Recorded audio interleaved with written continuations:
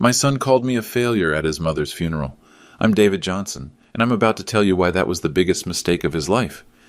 You see, Kevin thought he knew the whole story about TechFlow Systems, how his brilliant mother built a $45 million tech empire while his deadbeat dad taught computer basics at community college. But when that estate lawyer started reading Mom's will, Kevin's world was about to flip upside down, because sometimes the most important truths are the ones hidden in plain sight. I stayed calm that day. Didn't argue, didn't defend myself, just listened as my own son told 200 people that I was everything wrong with his generation. No ambition, no vision, no success to show for my life. If you're watching this, please subscribe and let me know where you're watching from. I guarantee you've never heard a story quite like this one.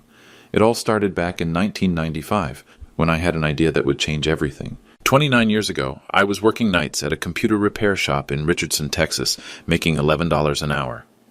During the day, I was coding in my garage, building something I called TechFlow Systems. The idea was simple: help small businesses manage their inventory through cloud-based software. Nobody was talking about the cloud back then. Most people thought I was crazy. Linda was pregnant with Kevin. She'd come home from her job at the bank and find me surrounded by cables, monitors, and notebooks filled with diagrams she couldn't understand. "What are you building out there, David?" she'd ask. "The future," I'd tell her. And I meant it. By 1998, I had my first client, a plumbing supply company in Dallas. They paid me $300 a month to manage their inventory. Within 6 months, I had 12 clients.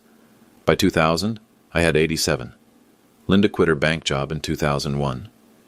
I needed someone to handle the business side while I focused on development. She was smart, organized, and people trusted her. More importantly, she believed in what we were building.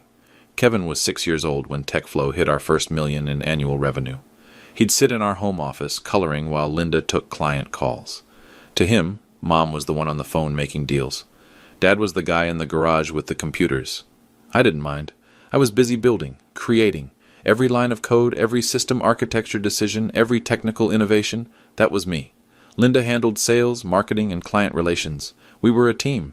But Kevin only saw what happened in the office. He never understood what happened in the garage.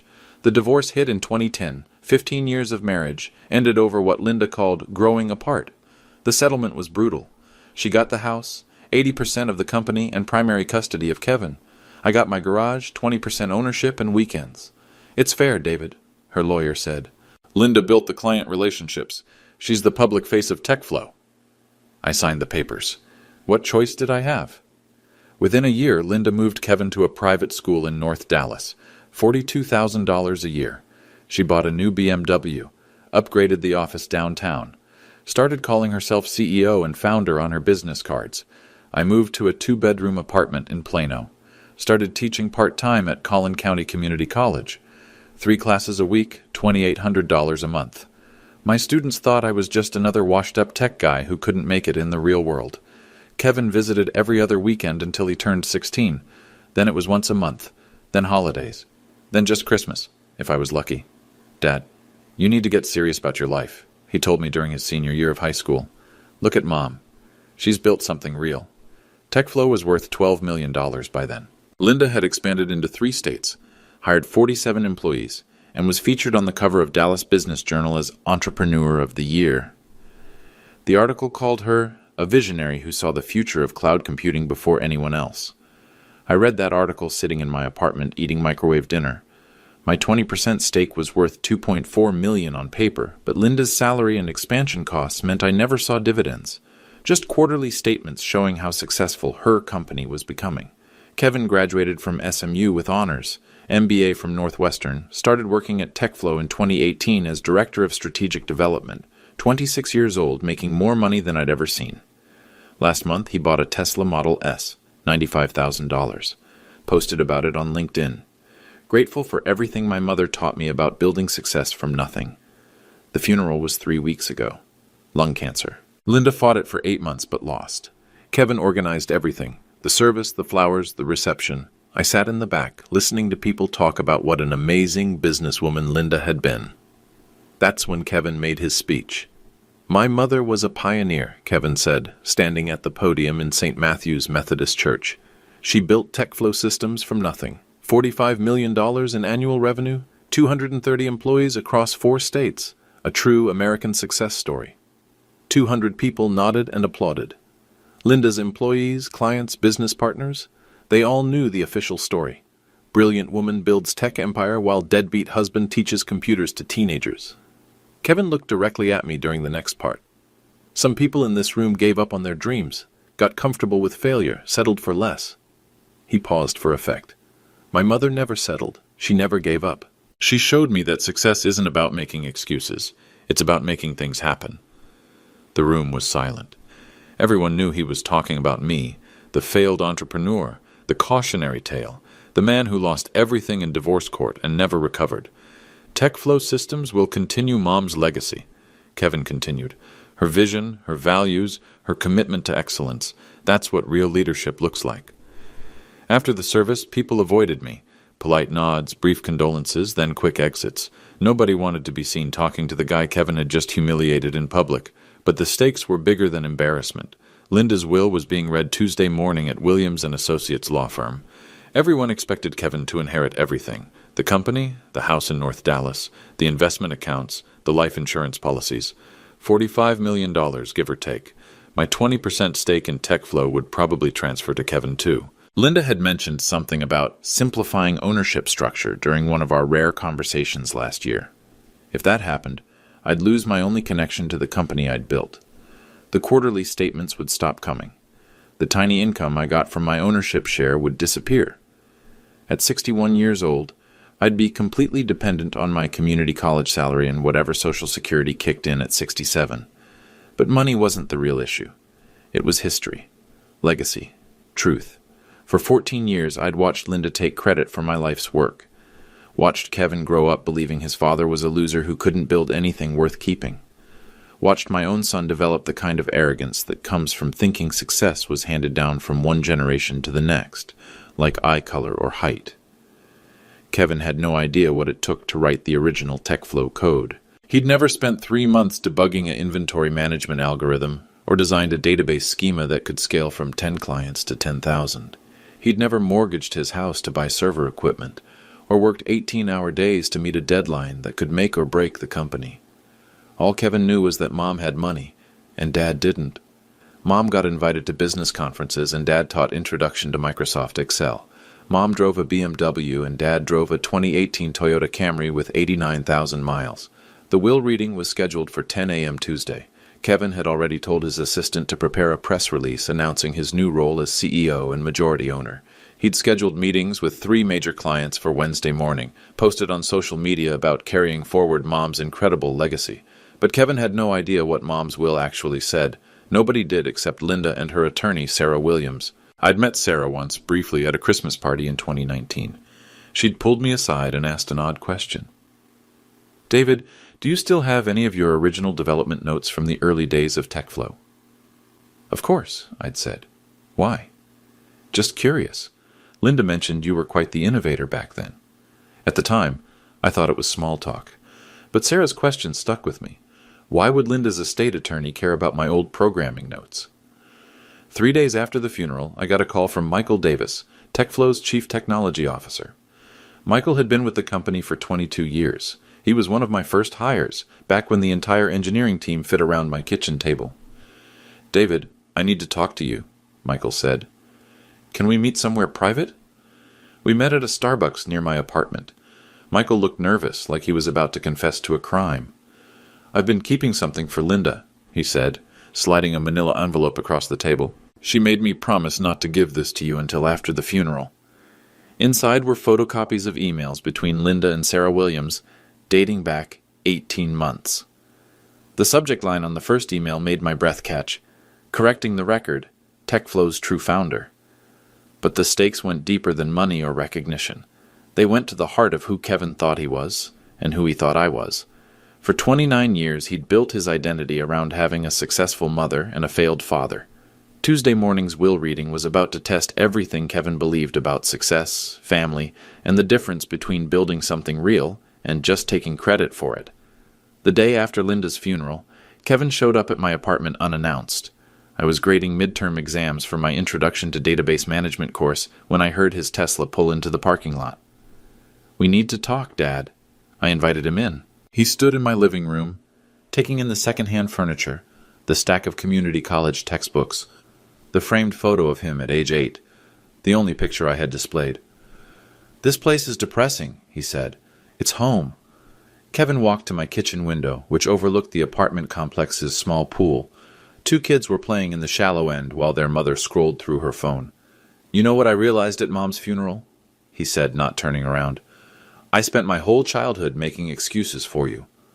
"Excuse me?" "When my friends asked what my dad did for a living, I'd say you were in computers. Like that meant something. Like you were Steve Jobs instead of a guy who teaches Excel to high school dropouts. I kept grading papers. Stayed calm. Your mother built a good life for you, Kevin. Mom built everything we had. The house, the company, the respect. You?" He turned around, looked me straight in the eye. "You had one job, Dad. Provide for your family, and you failed." That's one way to see it. It's the only way to see it. Look around. Kevin gestured at my apartment. 2 bedrooms, used furniture, a 12-year-old television. This is what failure looks like. I set down my red pen. "What do you want, Kevin?" "I want you to understand something before the will reading Tuesday. TechFlow is mine now. Mom's legacy is mine to protect, and that means maintaining the company's reputation." "Meaning what?" "Meaning no more stories about the good old days when you had some involvement in the business. No more suggestions that you contributed anything meaningful to TechFlow's success. Mom built that company despite your limitations, not because of your help." Kevin pulled out his phone, showed me a LinkedIn post he'd been drafting. "Honored to continue my mother's vision as the new CEO of TechFlow Systems. Her entrepreneurial spirit and business acumen created something truly special. Looking forward to building on the foundation she established." "Sounds appropriate," I said. "Here's what's not appropriate. My father claiming he had anything to do with TechFlow's success. Because frankly, Dad, it's embarrassing." "For who?" "For me. For Mom's memory. For the 230 people who work at TechFlow and believe they're part of something bigger than a divorce settlement and alimony payments." I leaned back in my chair. "You think that's what TechFlow is? Alimony?" "I think it's what you turned it into. Mom could have divorced you clean, taken half the assets, moved on. Instead, she let you keep 20% of the company out of pity. 20% of something you had no hand in building. Is that what she told you? That's what I saw with my own eyes for 15 years. Mom in boardrooms making deals. Mom on magazine covers. Mom winning awards for innovation and leadership. You?" Kevin laughed, but it wasn't friendly. "You grading papers and living in an apartment complex." I stood up, walked to my kitchen, poured myself a glass of water. Took my time. Let Kevin's words hang in the air. "You know what I remember about TechFlow's early days?" I said finally. "Dad, don't." "I remember writing the first line of code in 1995. I remember designing the original database architecture. I remember staying up until 3 a.m. debugging the inventory tracking algorithm that made our first client happy enough to pay us. Mom told me about your contributions, basic programming work, technical stuff, but building a business requires vision, leadership, strategic thinking. That was Mom." "Technical stuff," I repeated. "Yeah, the easy part, the part that any decent programmer could handle. Mom handled the hard part, turning your hobby into a real business." Kevin's phone buzzed. A text message. He glanced at it, typed a quick response. "That was Mike Davis," he said. "TechFlow's CTO. He's setting up meetings for Wednesday morning so I can transition into the CEO role smoothly. Mike's been great about respecting Mom's leadership over the years. Michael's a good man. He understands what real leadership looks like. He's seen Mom turn your little side project into a multi-state operation worth $45 million. $47 million, actually," I said, "as of the last quarterly report." Kevin stopped typing. "How would you know that?" "I still get the financials. 20% ownership, remember?" "Right, your pity shares." Kevin put his phone away. "Well, enjoy this last quarterly report, Dad. After Tuesday, your involvement in TechFlow ends permanently." "Linda told you that?" "Linda didn't need to tell me anything. It's common sense. You can't have a failed entrepreneur dragging down a successful company's reputation. Bad for morale, bad for business." Kevin headed toward the door, then turned back. "One more thing. After I take over, I don't want you contacting any TechFlow employees. No calls to Mike Davis, no emails to the accounting department, no visits to the office. Clean break. And if I disagree, then you'll learn what it feels like to be on the wrong side of a restraining order." After Kevin left, I sat in my kitchen for 2 hours, thinking about that conversation, about the arrogance in his voice, the certainty that he understood how the world worked, and I didn't. Kevin had no idea what Tuesday's will reading would reveal, but I was starting to get a pretty good sense that Linda had been planning something for a very long time. The manila envelope from Michael Davis was still on my kitchen table. I hadn't opened it yet. Maybe it was time. The envelope from Michael Davis contained 8 pages of emails between Linda and her attorney, Sarah Williams, dating back to April 2023. The first email had the subject line that made me read it 3 times, correcting the record, TechFlow's true founder. Linda had written, "Sarah, I need to discuss something that's been weighing on me since my diagnosis. Kevin believes I built TechFlow systems from scratch. The business community believes it. Even our employees believe it. But it's not true, and I can't let that lie define my son's inheritance. David was TechFlow's true founder. The original concept, the programming, the technical architecture, all of it came from him. I handled sales and administration, but the company exists because of David's vision and innovation. I need my will to reflect this truth. Kevin needs to understand what real entrepreneurship looks like." I read that email 4 times before moving to Sarah's response. "Linda, this is a significant decision. Are you certain you want to restructure your estate based on contributions from 25 years ago? Kevin has been assuming he'll inherit controlling interest in TechFlow." Linda's reply was dated 3 days later. "I'm dying, Sarah. Lung cancer doesn't care about Kevin's assumptions. What matters is truth. David built TechFlow. Kevin needs to learn that success isn't inherited. It's earned through vision, sacrifice, and genuine contribution. Please prepare documentation that accurately reflects TechFlow's founding history. I want everything spelled out clearly." The final email in the stack was from Sarah to Linda, dated January 15th, 6 weeks before Linda died. Documentation complete. I've prepared a comprehensive historical record of TechFlow's founding, including David's original patents, source code repositories, and business development notes. Michael Davis has agreed to serve as technical witness if needed. Your son is going to be very surprised. I set the emails down, walked to my bedroom closet, and pulled out a box I hadn't opened in 5 years. Inside were my original TechFlow development notes. Hundreds of pages of handwritten algorithms, database schemas, and system specifications. Code I'd written at my kitchen table in 1995, when Kevin was 3 years old and Linda was working at First National Bank. Each page was dated and signed. Each innovation was documented in my handwriting. My phone rang at 8 p.m. Michael Davis. "Did you read Linda's emails?" he asked. "Just finished." "David, there's something else you need to know. Last month, Linda asked me to compile a complete technical history of TechFlow's development, every patent filing, every major code release, every architectural decision from 1995 to 2010.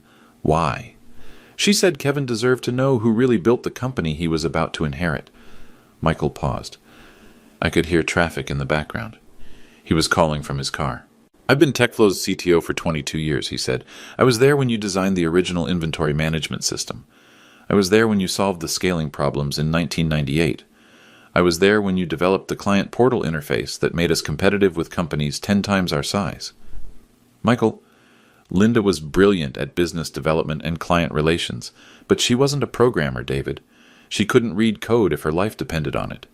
Everything technical about TechFlow, everything that made the company actually work, came from you." "Then why didn't you say something over the years?" "Say what? Linda was my boss. Kevin was being groomed as her successor.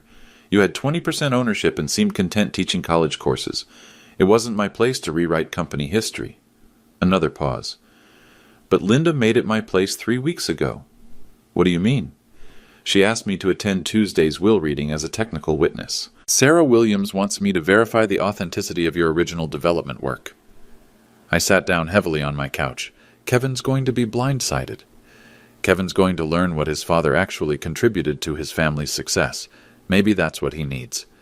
After Michael hung up, I made myself coffee and spread the contents of my development box across the kitchen table. Patent applications for cloud-based inventory management, dated March 1996. Database optimization algorithms, written in my handwriting, dated August 1997. Client interface specifications, signed and dated December 1999.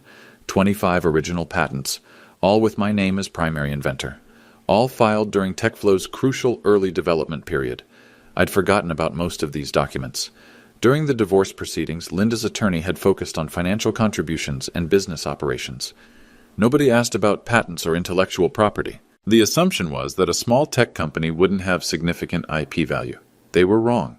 By 2024, those 25 patents were worth approximately $8 million in licensing revenue alone. My phone buzzed. A text message from an unknown number. Mr. Johnson, this is Thomas Miller from Miller & Associates Patent Law. Sarah Williams asked me to contact you regarding Tuesday's will reading. I've been Linda's intellectual property attorney since 2019. We need to discuss your original TechFlow patents before the estate meeting. I stared at that message for 10 minutes. Linda hadn't just corrected the record about TechFlow's founding. She'd built a case, assembled witnesses, gathered evidence, prepared for a revelation that would change everything Kevin thought he knew about his parents, his inheritance, and himself. Kevin thought Tuesday would be a formality, signing papers and taking control of his mother's business empire. He had no idea he was walking into the most important history lesson of his life. The call came at 7 a.m. Monday morning.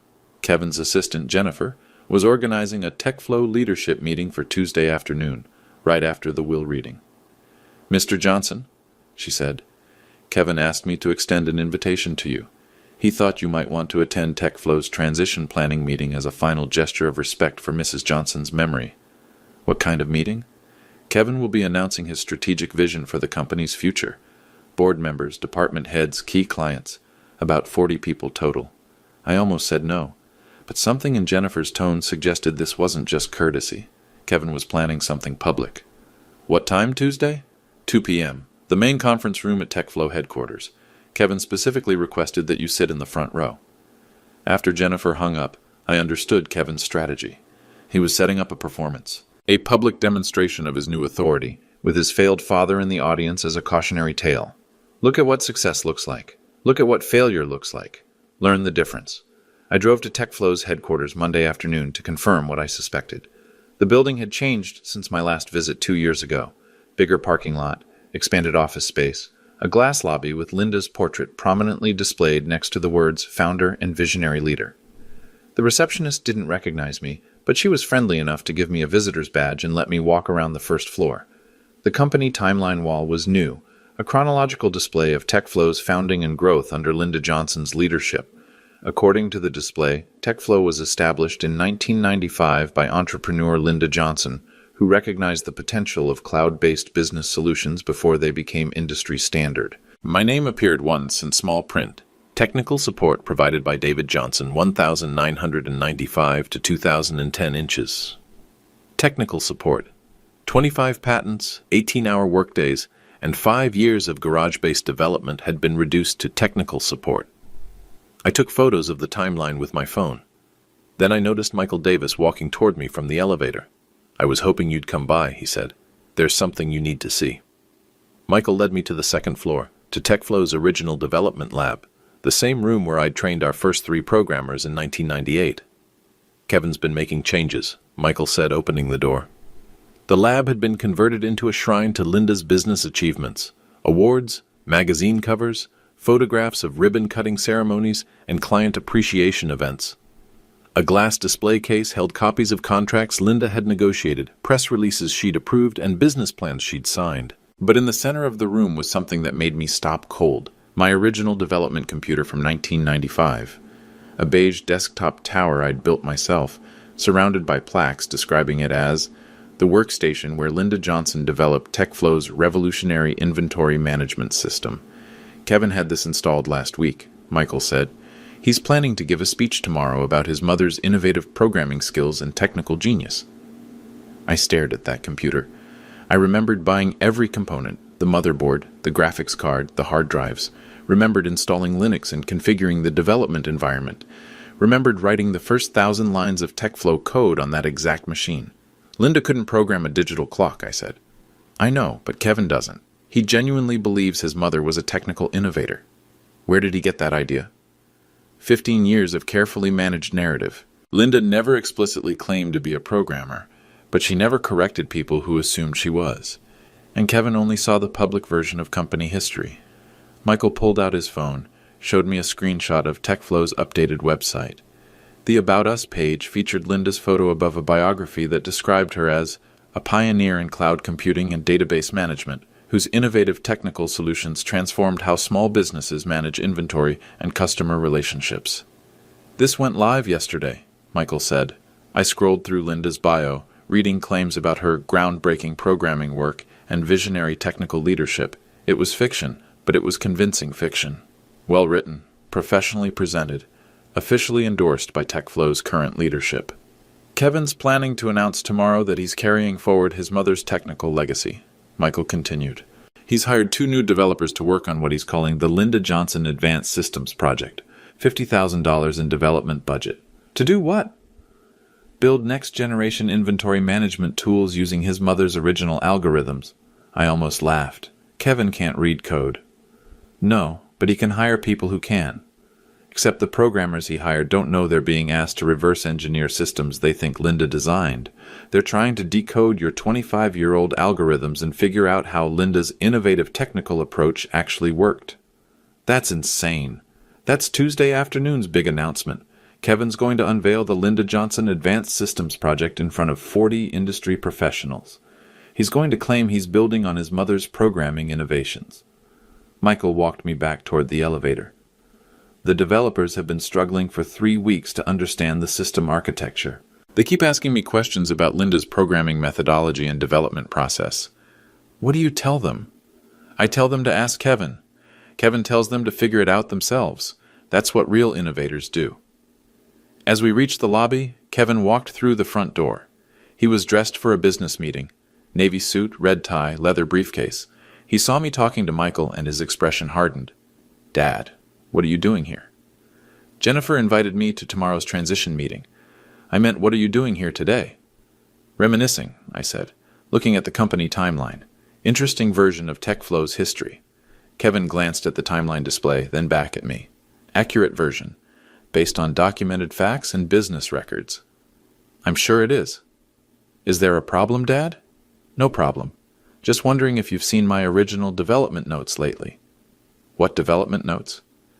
"The ones from 1995 to 2010. Algorithm specifications, patent applications, source code documentation, the technical foundation for everything TechFlow became."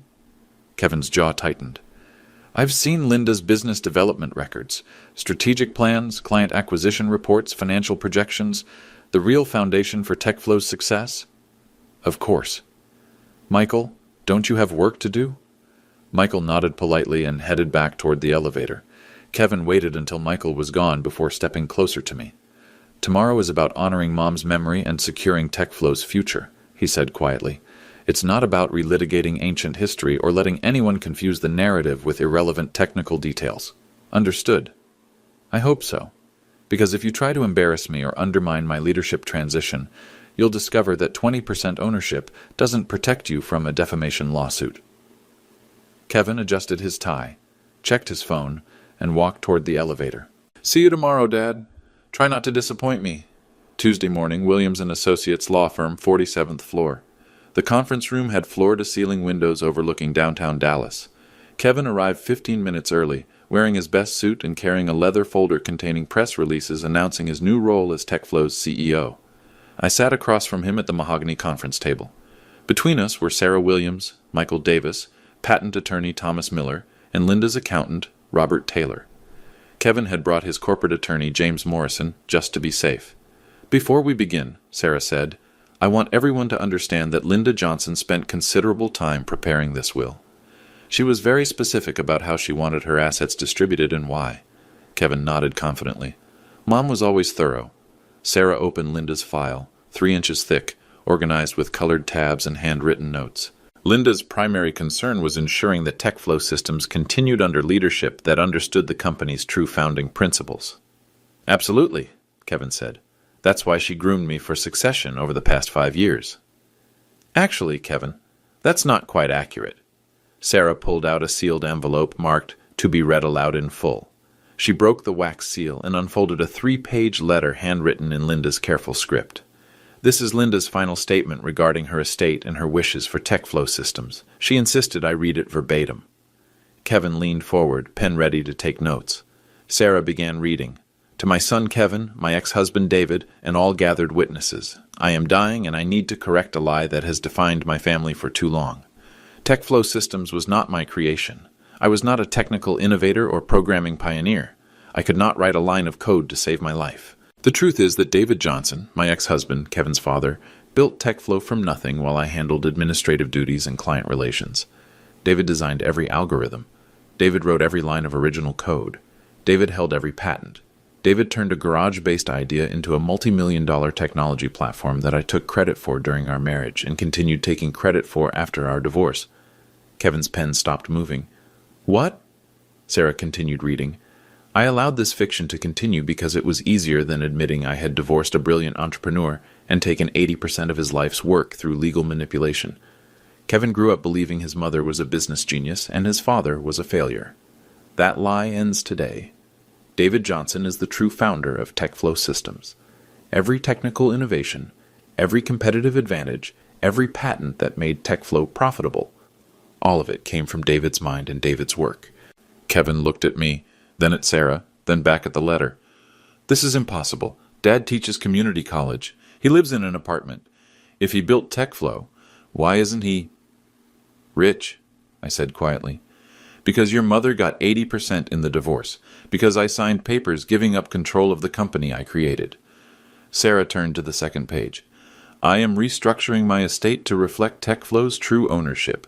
David Johnson will receive my 80% controlling interest in TechFlow Systems, plus my personal assets, investments, and life insurance policies.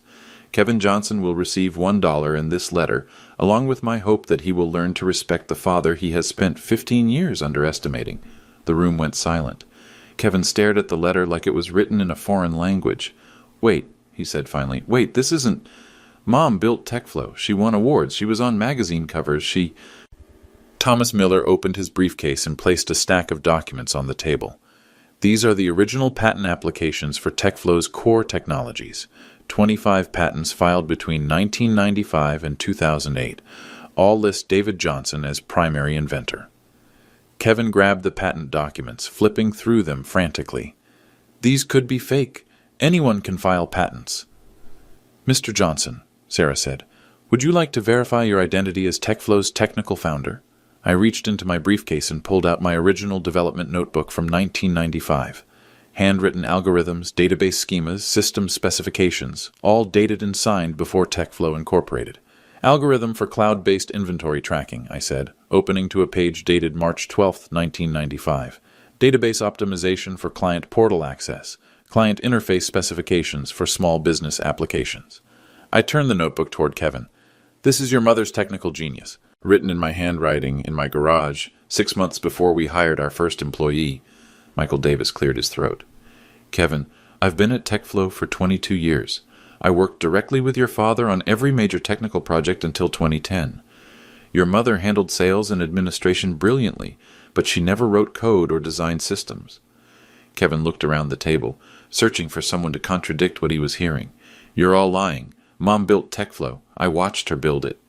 You watched her run it, I said. There's a difference. Robert Taylor, Linda's accountant, placed another document on the table. Mrs. Johnson's financial records show that Mr. Johnson contributed $280,000 in initial capital, development equipment, and unpaid labor between 1995 and 1998. She contributed $47,000 in administrative support. But Mom was CEO for 14 years. She grew the company from 12 employees to 230. She expanded into 4 states. Your mother was an excellent business operator, Sarah said. But she wasn't the founder. That distinction belongs to your father. Sarah turned to the final page of Linda's letter.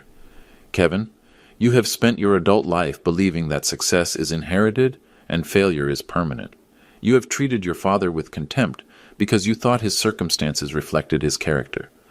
Today you will learn that circumstances can be changed by legal documents, but character is revealed through actions. Your father built something extraordinary from nothing. I took credit for it. Now I am returning what was always rightfully his. What you do with this knowledge will determine whether you have inherited my capacity for growth or simply my capacity for pride. Kevin sat back in his chair, staring at the conference table. $45 million. The house. The investment accounts, all of it? All of it, Sarah confirmed. Your father is now the majority owner of TechFlow Systems and the primary beneficiary of your mother's estate. Kevin looked at me for a long moment. You knew, yesterday, when you came to TechFlow. You knew this was coming. I suspected. Your mother had been planning this for 18 months. And you said nothing. What would you have believed? That the failed entrepreneur living in an apartment complex was actually the technical founder of a $45 million company? Kevin had no answer for that. Sarah placed a final document on the table. Mr. Johnson, these are the papers transferring legal control of TechFlow Systems to you, effective immediately. You are now chairman and CEO. I signed the papers while Kevin watched in silence. 24 years after losing control of my own company, I was getting it back. But the victory felt hollow. Kevin looked devastated, confused, like everything he'd believed about himself and his family had just been proven wrong. One more thing, Sarah said to Kevin. Your mother included a personal note for you. She handed Kevin a smaller envelope. He opened it with shaking hands and read silently. After a moment, Kevin looked up at me. She says you deserve an apology. Do you agree? Kevin folded the note carefully and put it in his jacket pocket. I need time to think about this. 2 hours after the will reading, I walked into TechFlow's headquarters as the new owner. The lobby felt different, smaller somehow, less intimidating. The portrait of Linda as founder and visionary leader would need updating. Jennifer, Kevin's assistant, met me at the security desk. She looked confused but professional. Mr. Johnson, Kevin asked me to cancel this afternoon's transition meeting. He said there were complications with the estate settlement. The meeting is still happening, I said, but with a different agenda. I rode the elevator to the second floor, walked into the conference room where 40 TechFlow employees, board members, and key clients were waiting. Kevin wasn't there yet. Michael Davis was setting up a presentation screen. He nodded at me as I took my place at the head of the table. Ladies and gentlemen, I said, thank you for coming. I know you expected to hear from Kevin Johnson today about TechFlow's future under his leadership. Murmurs around the table. A few people checked their phones. Instead, you're going to hear from me. My name is David Johnson. Some of you know me as Kevin's father, Linda's ex-husband, or the guy who used to own 20% of this company. I paused, looked around the room. Curious faces, polite attention. What you might not know is that I founded TechFlow Systems in 1995. I wrote the original code, designed the database architecture, and developed the core technologies that made this company profitable. The murmurs got louder. Board member Patricia Stevens raised her hand. I'm sorry, but Linda Johnson was TechFlow's founder. That's been established company history for 24 years of incorrect company history, I said. As of this morning, I own controlling interest in TechFlow Systems. Linda's will transferred her 80% stake back to me, along with documented proof of my role as the company's technical founder. I nodded at Michael, who activated the presentation screen. The first slide showed my original TechFlow patent applications, dated 1996. 25 patents for cloud-based inventory management, database optimization, and client interface design, all filed under my name between 1995 and 2008. The room was completely quiet now. Second slide. Photographs of my handwritten development notes from 1995 showing algorithm specifications and system architecture diagrams. The technical foundation for everything TechFlow became, written in my garage while Linda handled administrative tasks. Third slide. Email correspondence between Linda and her attorney, confirming her decision to correct the record about TechFlow's founding. Linda spent 18 months preparing to transfer ownership back to the company's actual creator. She felt it was important that Kevin and all of you understand who really built TechFlow. Kevin walked into the conference room as I was displaying the fourth slide. He looked pale, shaken. He took a seat in the back row without making eye contact with anyone. I understand this is shocking information, I continued. For 14 years, you've known Linda as TechFlow's founder and me as her failed ex-husband. That narrative was convenient but inaccurate. Board member James Murphy cleared his throat. Mr. Johnson, with respect, Linda Johnson successfully operated this company for over a decade. Regardless of the founding circumstances, her leadership grew TechFlow from a small startup to a major regional business. Absolutely correct, I said.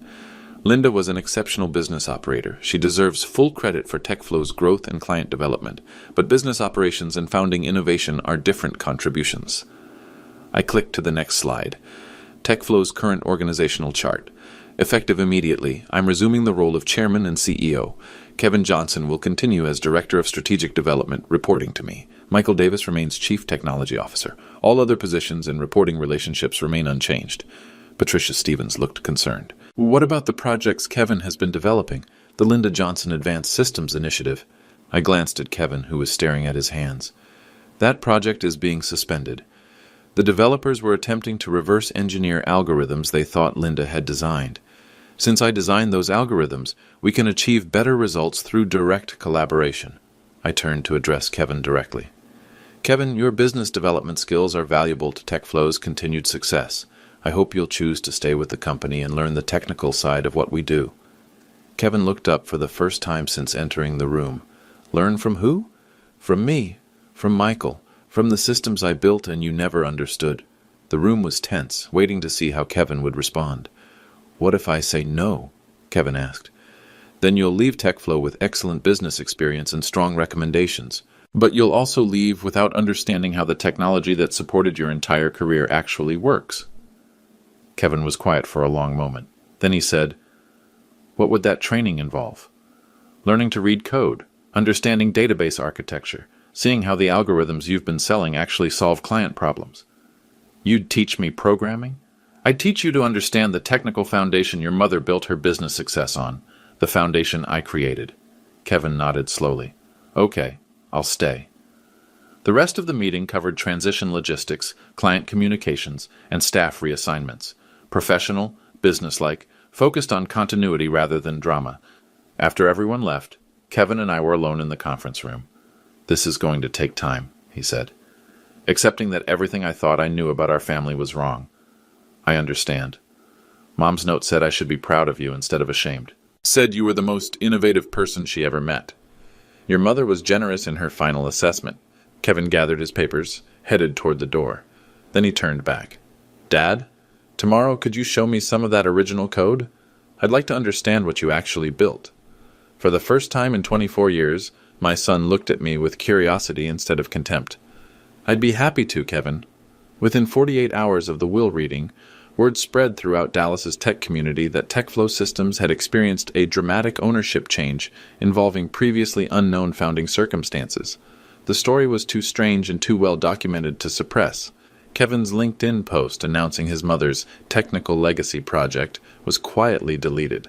His connections started asking uncomfortable questions about his family history and his understanding of TechFlow's origins.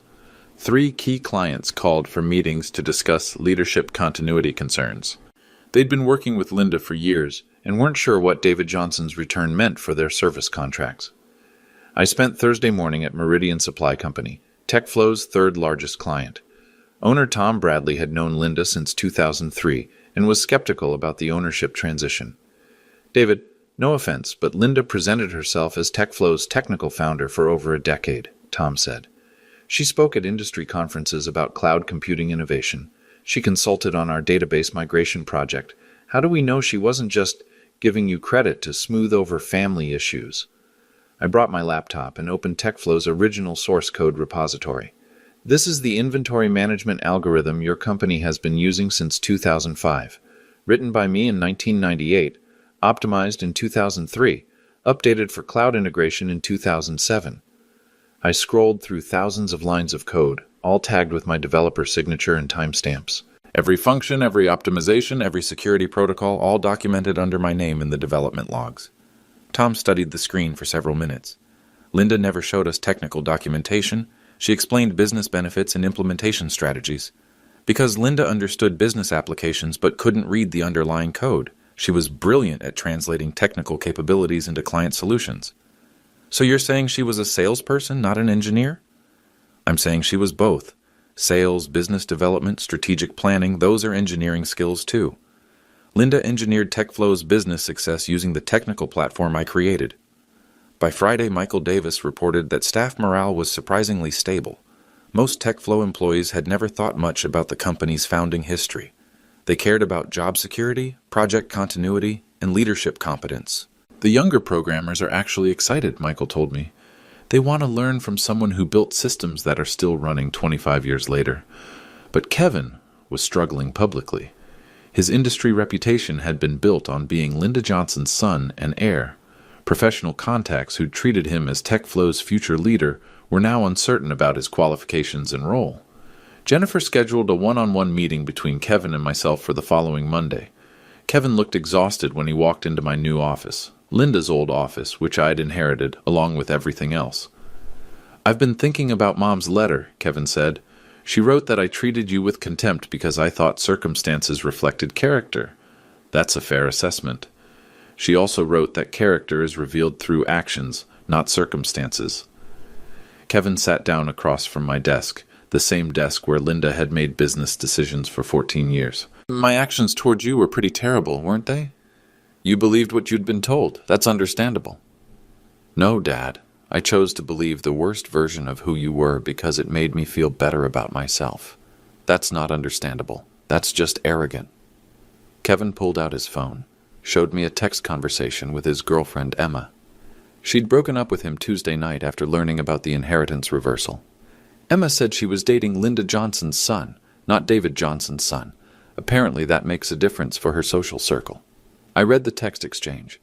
Emma's messages were cold, focused on Kevin's changed financial prospects and misleading family narrative. "I'm sorry, Kevin. Don't be. Emma was dating my inheritance, not me. Better to find out now." Kevin put his phone away. "I've been wondering about something. When you were building TechFlow in the garage, what did you think success would look like?" "Honestly, I thought success would be having enough clients to quit the repair shop and focus on programming full-time. Maybe hire 1 or 2 people to help with support calls. You never imagined $45 million? Never. I just wanted to solve interesting technical problems and get paid enough to support my family." "But you lost the company in the divorce. Lost your family too, in a lot of ways. 15 years of people thinking you were a failure. How did you handle that?" I leaned back in Linda's chair, my chair now. "I kept building things. Smaller things, but I kept creating solutions to problems. Teaching helped. When you show someone how to write their first database query and watch them understand it, that's still engineering success." Kevin was quiet for a moment. "I want to learn programming." "We can start whenever you're ready." "What's the first thing you'd teach me?" "Same thing I taught my community college students. How to think through problems step by step. How to break complex challenges into simple components. How to build something that works." Kevin smiled for the first time since the will reading. "That sounds like something I should have learned from my father 20 years ago.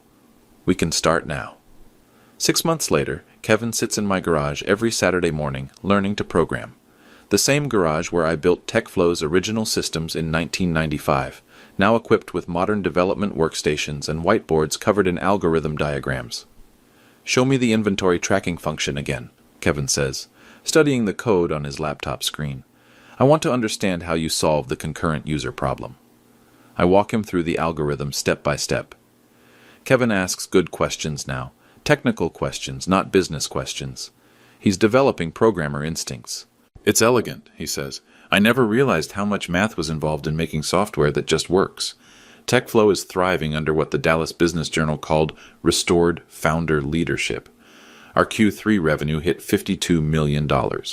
We've hired 12 new programmers and opened a second development office in Austin. Kevin proved surprisingly good at bridging technical and business functions.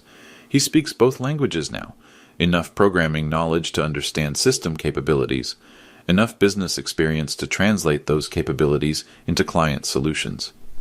"Dad, I have an idea for the client portal redesign," he said during yesterday's staff meeting. "What if we cache the database queries for repeat inventory searches? Faster response time, better user experience." Michael Davis grinned. "Kevin's becoming dangerous. Pretty soon he'll be optimizing our algorithms." Last month, Kevin was invited to speak at the Southwest Technology Leadership Conference, the same conference where Linda had presented on cloud computing innovation for 5 years. But Kevin's presentation was different. He talked about learning to appreciate technical foundations and understanding the engineering behind business solutions. After his presentation, 3 conference attendees approached Kevin with programming questions. He answered 2 of them correctly and admitted he needed to research the third.